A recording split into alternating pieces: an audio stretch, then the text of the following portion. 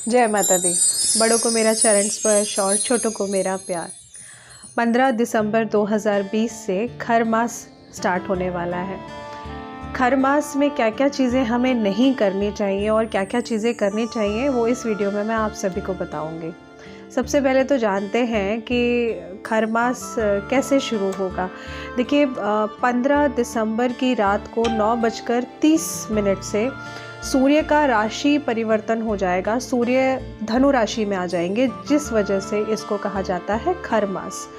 और क्योंकि सूर्य का राशि परिवर्तन धनु राशि में हो जाएगा तो जितने भी गुरु की राशि में हो रहा है तो जितने भी मांगलिक कार्य हैं यहाँ पर वो रुक जाते हैं, उनको नहीं करना चाहिए। क्योंकि पौराणिक कथा के अनुसार सूर्यदेव के 7 घोड़े होते हैं, तो 7 घोड़ों के रथ पर सूर्यदेव पूरे ब्रह्मांड की परिक्रमा करते हैं। लेकिन कहते हैं कि एक बार परिक्रमा करते करते उनके घोड़े थक गए थे, क्योंकि उन्हें कुछ खाने को नहीं मिला और विश्राम करने को नहीं मिला। तो भगवान सूर्यदेव ने सोचा कि पास में ही एक तालाब के किनारे ले जा कर के उनको ठहरा दूंगा थोड़ी देर के लिए, ताकि उन्हें विश्राम मिल जाए और कुछ खाना खाने को या पीने को मिल जाए। लेकिन जब सूर्य भगवान ऐसा करने लगे तो उन्हें एकदम से आभास हुआ कि अगर मैं ऐसा करता हूँ तो पूरी सृष्टि रुक जाएगी, क्योंकि सूर्यदेव से ही तो पूरी सृष्टि चल रही है। तो उन्होंने कहा अगर मैं ये कार्य करूँगा तो पूरी सृष्टि रुक जाएगी, तो अब मैं क्या करूँ। तो इसके लिए उन्होंने तालाब के पास देखा कि 2 गधे वहाँ पर पहले से ही मौजूद थे।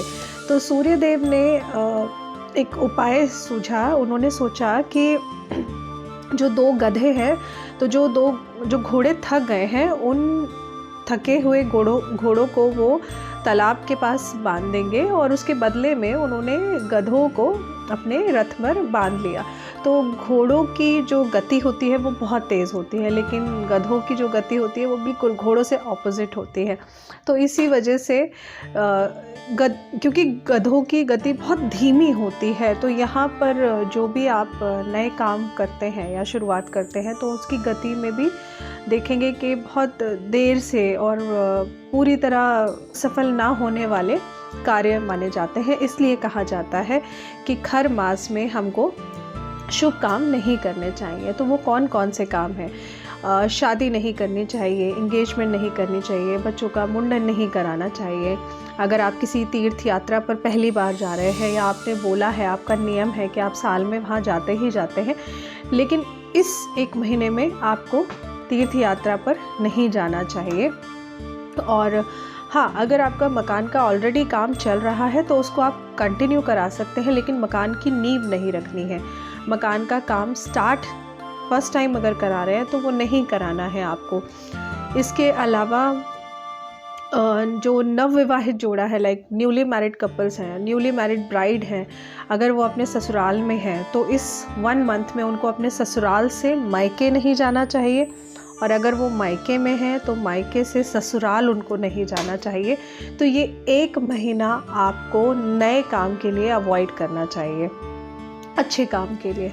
इसके अलावा जो ध्यान देने वाली बातें हैं, इस 1 महीने में हम जो पूजन करते हैं वो पूजन करते हैं हम श्री हरि विष्णु जी का और सूर्य नारायण देव का। तो इस 1 महीने में सूर्य देवता का पूजन करना और श्री हरि विष्णु का पूजन करना, ब्राह्मण की सेवा करना, गुरु की सेवा करना, गाय की सेवा करना, साधु सन्यासियों की सेवा करना बहुत ही पुण्य का काम माना जाता है। तो इस 1 महीने में आप अपने गुरु की सेवा, उनको दान देना, अपने ब्राह्मण की सेवा, उनको दान देना, गौ माता की सेवा। हालांकि गौ माता की सेवा तो आप जितना करें उतना अच्छा है, लेकिन इस 1 महीने का जो प्रॉपर नियम है, क्योंकि विष्णु जी का पूजन पाठ इस महीने बहुत महत्व रखता है और विष्णु जी गौ माता की पूजा से वैसे ही बहुत खुश हो जाते हैं। इसके अलावा इस खर मास में आपको मांस, मदिरा, अंडे इनका सेवन नहीं करना चाहिए। इसके अलावा आपको इस खर मास में शहद का सेवन नहीं करना चाहिए। इसके अलावा आपको इस खर मास में प्याज का सेवन नहीं करना चाहिए। सब्जी में प्याज आप डाल के बना रहे हैं तो कोशिश करिए कि आप एटलीस्ट मंगलवार को और बृहस्पतिवार को उसका इस्तेमाल ना करें। इसके अलावा जो ध्यान देने योग्य बात है कि अगर आप कोई व्रत स्टार्ट करना चाहते हैं या आपने स्टार्ट कर रखा है, उसका उद्यापन करने की सोच रहे हैं, तो इस मंथ में आपको वो नहीं करना है, ना ही उद्यापन करना है और ना ही किसी व्रत की शुरुआत करनी है। तो ये पूरा 1 महीना 15 दिसंबर 2020 से लेकर के 14 जनवरी 2021 तक का जो ये 1 मंथ है, जिसको मैं कह रही हूँ कि खर मास, तो इस खर मास में आप नए काम को करना अवॉइड करिए। आशा करती हूँ आपको जानकारी अच्छी लगी होगी। अच्छी लगी हो तो प्लीज़ लाइक, कमेंट, शेयर ज़रूर करिए। चैनल को सब्सक्राइब करना मत भूलिए, क्योंकि तभी आपको वीडियोस की टाइमली नोटिफिकेशन आएंगी।